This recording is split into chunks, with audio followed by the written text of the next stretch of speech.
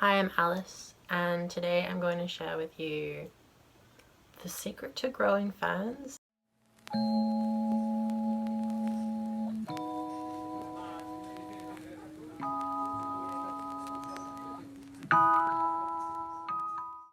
Or at least this is how I grow them. I'm going to run through a couple of tips and then do a little repot and show you how I pot them, because that's sort of my main point.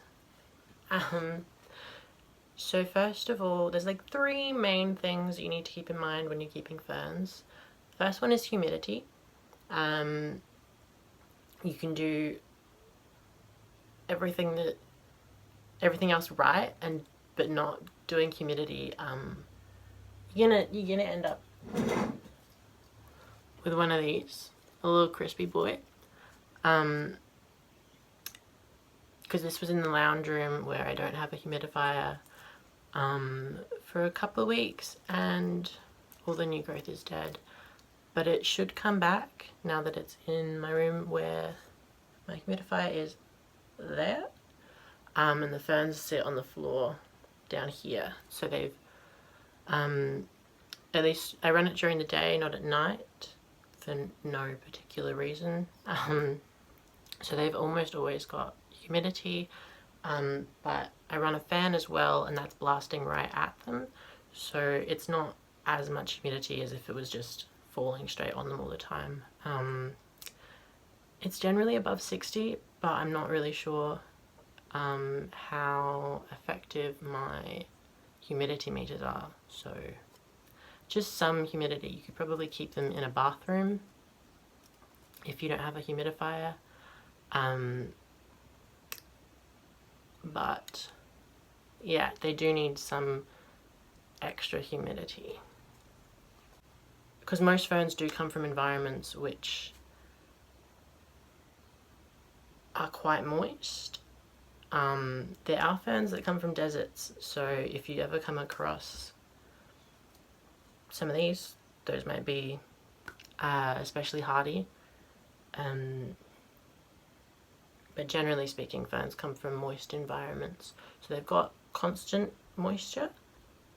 And the second important point is that moisture has to be, because it's generally from rainfall or from seeps, that water has to be quite specific and low in nutrients. So using things like rainwater, reverse osmosis water,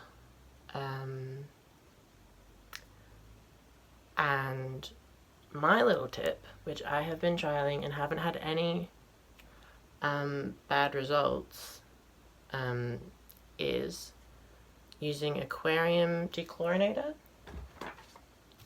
which is this stuff. You can pick it up pretty cheap if you don't already have an aquarium. So I don't get any brown edges or drying off unless they're in, in an appropriate environment, using this. So pro tip number one. And my third point is the way that I repot, or house them.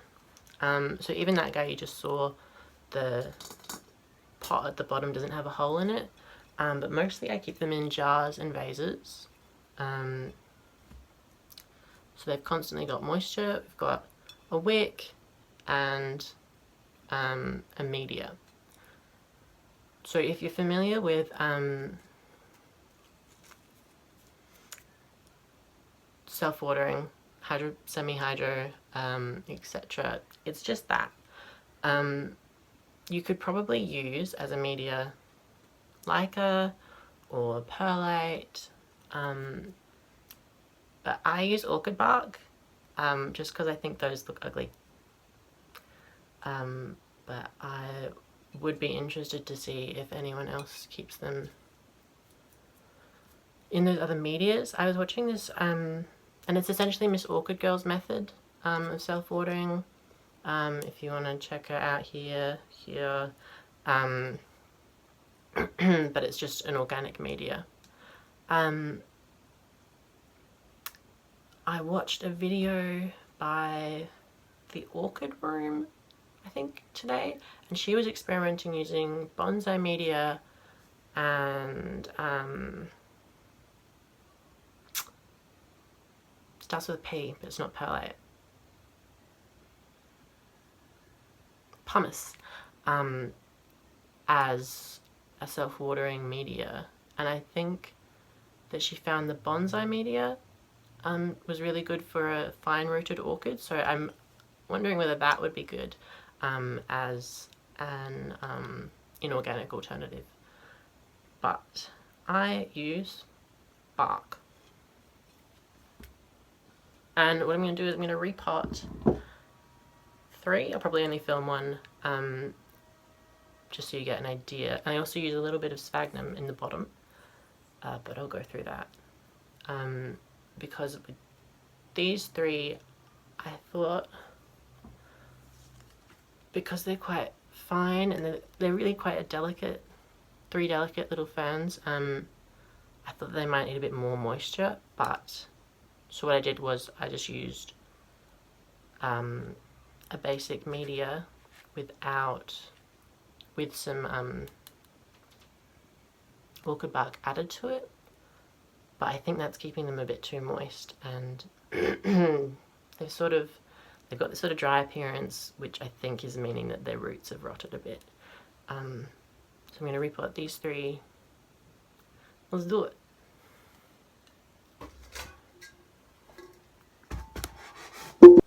Okay, so we've got a vase or a jar with some water, and we've got, this is just a plastic cup, which I reused.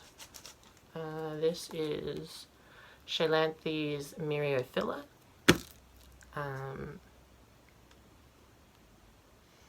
It doesn't smell too bad, but I do think, and this guy's just put on some new growth, which I might have been wrong about it, but one of the other guys isn't looking so great. I'm just gonna take out the root mats. Yeah, so I part used bark and I part used just media. I'll take everything out. Okay. So we've got our cup. I've just stabbed a little hole in either side and fed through. This is a cleaning cloth, which I cut up into strips because it sucked up moisture really easily when I was using it, and I was like, oh, that'd be a good wick. So you can use things like mop fibers generally if they're inorganic, but you can't use like cotton wool, not cotton wool, but cotton thread or wool, because those will break down quite quickly. So yeah, just have a look around your house. You know, there might be an old t-shirt that's polyester, not cotton, but yeah, you want it to suck up moisture like a paper towel would. Yeah, so I've got that as a wick, and then I'm just going to reuse this because it's not too broken down. Come on. I just put a thin layer, that's too much, of sphagnum moss in the bottom, like that is even probably a bit too much, but that is just to help spread the moisture across the entire surface at the bottom, so then the bark chips will be able to take it up more easily. You probably don't even need it, but it's just what I do. I'll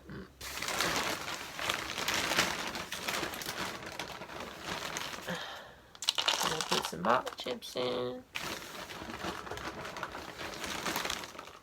This is orchid bark, which, oh, I just fucked my back. Oh.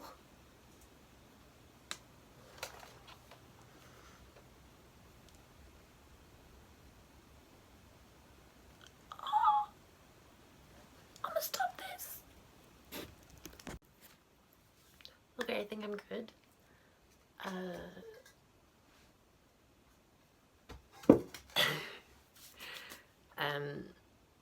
So we've got that, and then I'm just going to take off as much of this soil media as I can from the roots.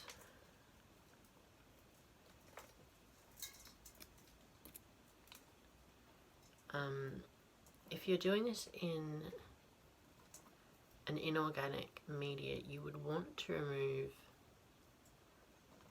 like everything from the roots, which would be really difficult because, as you can see, ferns have really tiny roots.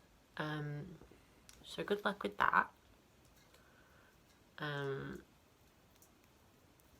To start with, I did put sphagnum moss around the tops of the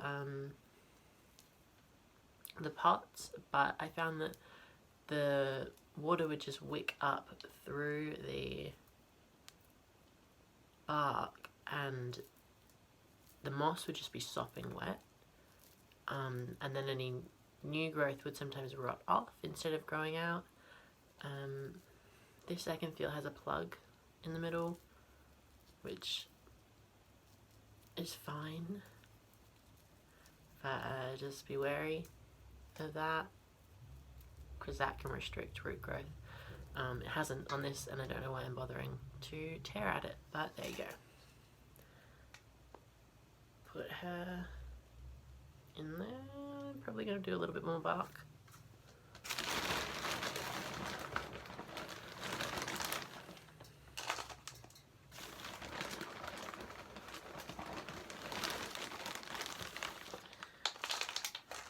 That's probably enough. Okay. This. Put it on top. I'm just going to hold it with 2 fingers like that. I don't have much bark left, so I might not do the others today. Give a little shake. Switch to the other side. And pull your bark in. And this is as simple as that. You then put your dude in there and it's done. I honestly don't change the water in these very often, like maybe every 3 weeks to about a month. So weirdly, ferns are the things that I water the least. That's my secret. There are a couple of other ways that I grow ferns.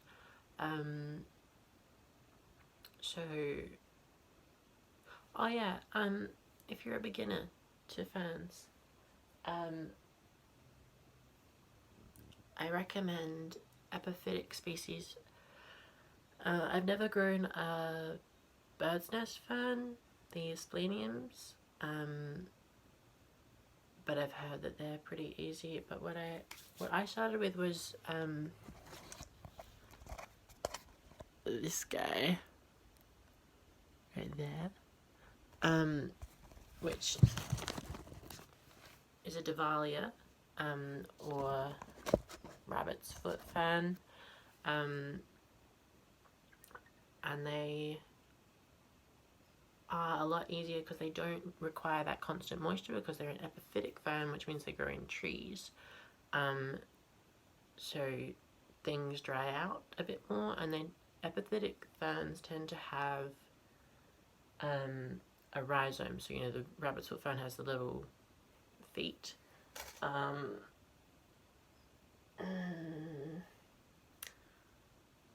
Where is it? Oh. So this browny sort of section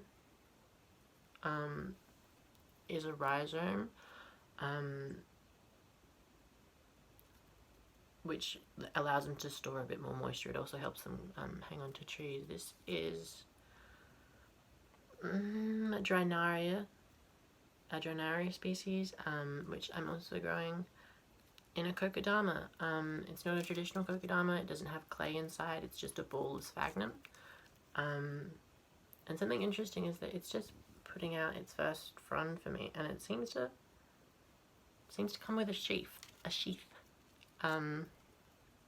which I've never seen or heard about on ferns. It just started doing it, so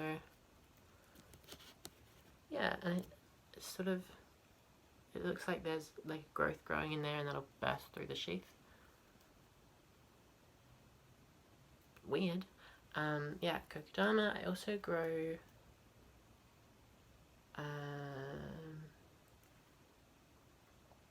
what is it? Perosia rupestris, which is another epiphytic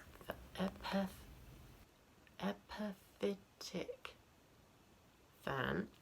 I have it in my terrarium on the moss wall.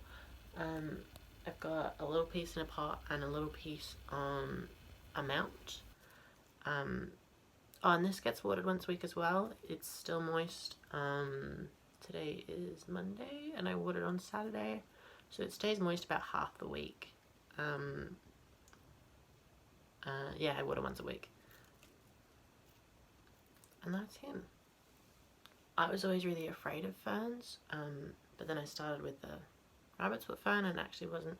No, I didn't start there. I started, like, you know, when I first got into plants with a Boston fern and a maidenhair, and they both died. They are probably some of the most difficult ferns, especially maidenhair ferns. And I have tried just recently with a maidenhair, and this is what it looks like.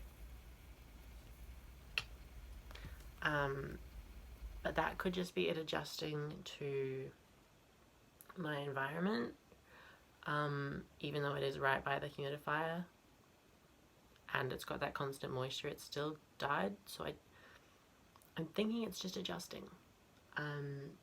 That's probably like a fourth point, is maintenance. Ferns are putting out new growth all the time. They're probably some of the fastest growers that I have. But that also means that the growths that they put out aren't really made to last, and they will die off, you know, pretty quickly as well. But I mean, like, all of these have grown. They put out more growth than they take away. But they definitely do take away a lot. So I just, pair of scissors, snip it off. Sometimes you can just pull dead bits out. I was gonna do some maintenance and show you, but I would have to lean that way. So yeah, I guess I'm just gonna leave you with some footage of my ferns. I hope this helps you to keep ferns, because they're really not scary once you've got them in self-watering. And they're very pretty. Bye.